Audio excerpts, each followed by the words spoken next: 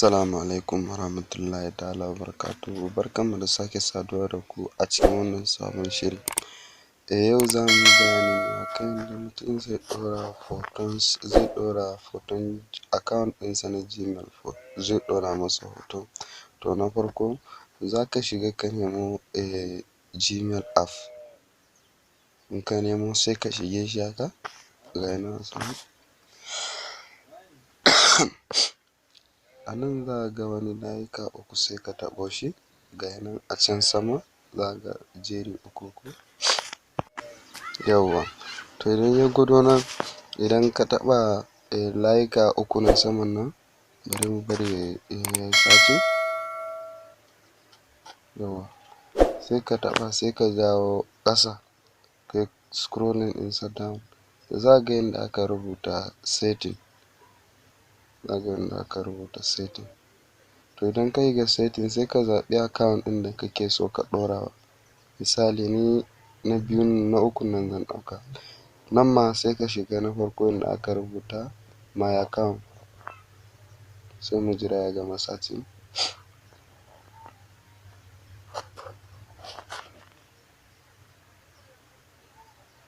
Yawwa, bari mu bar shi ya gama searching ɗinsa.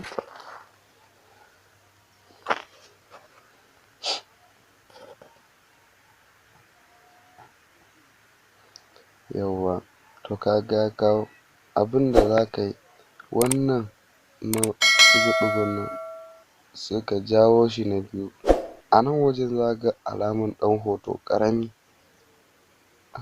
za ka gan shi a wajen, sai ka taɓa nan, sai ka taɓa take a photo, sai ka je ka ɗauko wani hoton da kake so ka ɗora.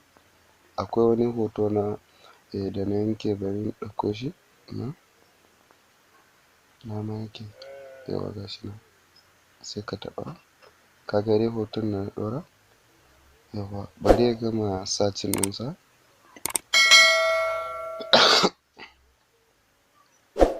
Muna roƙonka da ka danna mana subscribe sannan ka yi sharing, ka yi like domin ƴan uwa su amfana. To ka ga yanzu abin da ya gwado, hoto ya zo nan, bari mu koma can baya, dole a nan ɗin ba zai hau ba sai dai mu koma can baya. To yanzu abin da za mu yi bari mu koma baya,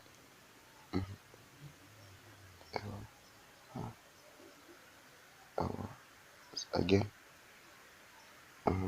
zai ƙara koma baya, to sai ka taɓa ka jawo shi, ka ga yanzu hoto ya hau.